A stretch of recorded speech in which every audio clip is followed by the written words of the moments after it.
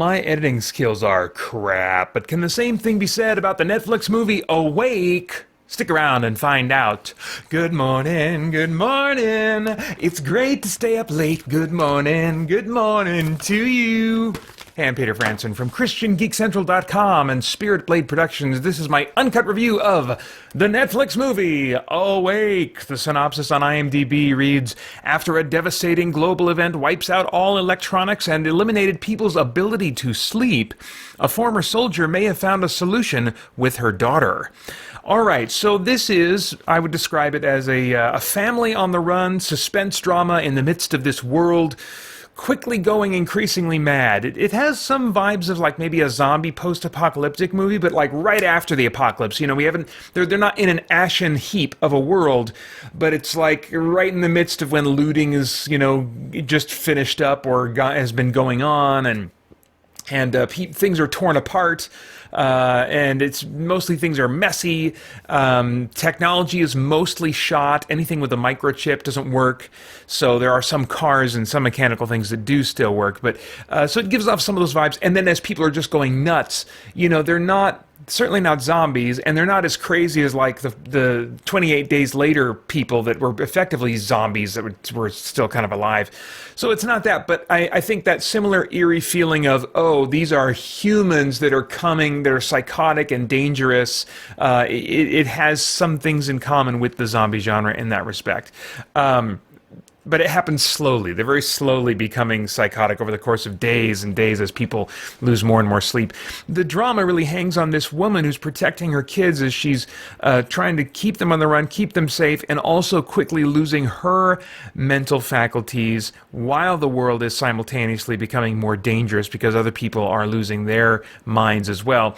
There are, the expected character types for this kind of movie. You've got looters, you've got people like selfishly grabbing to get their own to survive, or survive, quote unquote, as they tell themselves, when they're, really could be much less extreme, but their worst parts of themselves are coming out. You've got former good people that have gone bad. You got former bad people that are turning good. You got panicking and paranoia. If you've been watching TV shows or movies about premises like this, where the world is just kind of gone nuts and people are just learning to survive in the aftermath of that, you're familiar with a lot of the same kinds of plot beats or character moments that you're going to see in this movie.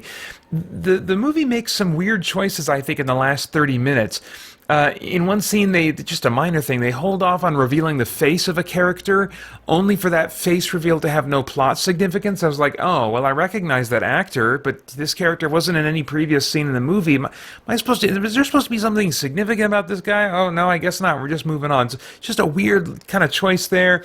The heaviest and most the solution to the problem seems to be revealed to the audience about 3 to 5 minutes before the characters figure it out. I don't think it's because I'm especially clever.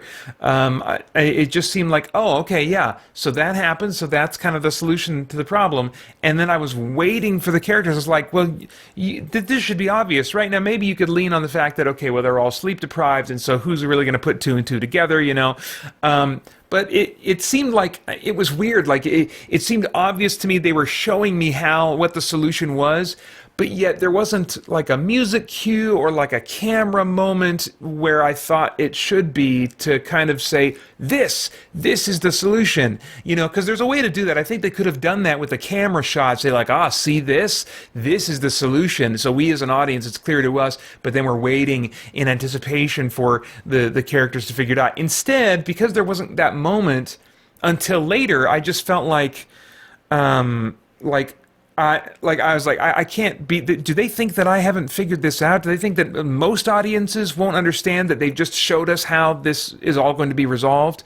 So it was just kind of a strange. Something didn't operate from just a filmmaking standpoint and a storytelling standpoint like I expected it to, or like I felt like it should. And then the heaviest and most intense moment, the penultimate moment before the climax, the resolution of the climax. That moment is, broken in order to have the cute little girl that's been in the movie, we've been protecting her the whole movie, drop an F-bomb for an oddly out-of-place attempt at comedy. I was like, this that we're going to be this kind of movie right now. We haven't been going for this this whole movie, and we're going to be this kind of movie now. It's just a weird moment, you know. It was an overall engaging experience. I really did, you know, it's about an hour and 40 minutes long, I think, and easily for over an hour of that, I was really engaged and invested in the story, invested in the characters. But the ending around the last 15 minutes or so felt odd and like kind of like a whimper that the movie went out on instead of a bang that really brought dramatic catharsis. As far as the cast, Gina Rodriguez is not a new face to me, but that's a new name. I've never taken note of her name before, but she is the lead character as the mom in this story, and her desperation increases and her performance becomes more intense appropriately. So I really was connecting with her performance. It wasn't an unusually striking performance, but solid enough to, I think, hang this movie on. No other standout performances. Some that kind of fell a little bit short, others that just didn't do anything special, and so from a performance standpoint overall, it's not a really memorable movie to me. As far as stunts and visuals, mostly practical effects and messy environments that kind of set the mood. It's the premise really that creates the one light sci-fi element of the whole story. Even though I would describe it as a science fiction story, it doesn't have the visuals that you would expect to come necessarily with something that's called sci-fi. But I wasn't expecting that either based on the promotional materials for it. There's a few explosions, but yeah, like I said, mostly just kind of messy environments. Probably not much more expensive to make in that regard than an episode of an action TV show on network television. They did use some blurry lenses to represent failing focus on the part of the main character near the end, but otherwise it wasn't shot or presented in an especially stylistic way. Now, as far as themes, is there anything of moral, philosophical, or spiritual significance going on in the themes of this thing that might trigger some worthwhile thought or conversation? There is just a noteworthy, to me anyway, representation of Christianity that I thought would go south. In this kind of movie, it typically would, with the model of, okay, like the people you would expect to be moral in extreme circumstances are going to turn out to be psychos and every man for themselves and stuff. And there was some of that. There was, but there was also some turns that I didn't expect based on how they set characters up when they would introduce them. There's a religious mother-in-law with a slight tendency toward being judgmental, but not so much that she's an out-and-out antagonist, I don't think, and she ultimately makes some virtuous, admirable choices. There's a pastor who formerly had a rough criminal life, and he seems to be coming apart under the stress, and I'm like, oh man, this guy's about to lose it, but instead of going psycho as I expected, tries to keep his people in his church, which I couldn't tell if they were regular congregants of his or not. So I think there's maybe some interesting observations to make depending on whether or not the people that were in his church in this time of crisis were regular attenders or not. But anyway, he's trying to keep them calm and rational and keep them from harming this girl who can sleep, And he makes one comment about miracles that's doctrinally off, but it isn't heretical or distorting the gospel, which is nice because that can happen much more frequently than you might expect, when pastors and priests and stuff like that are written in movies.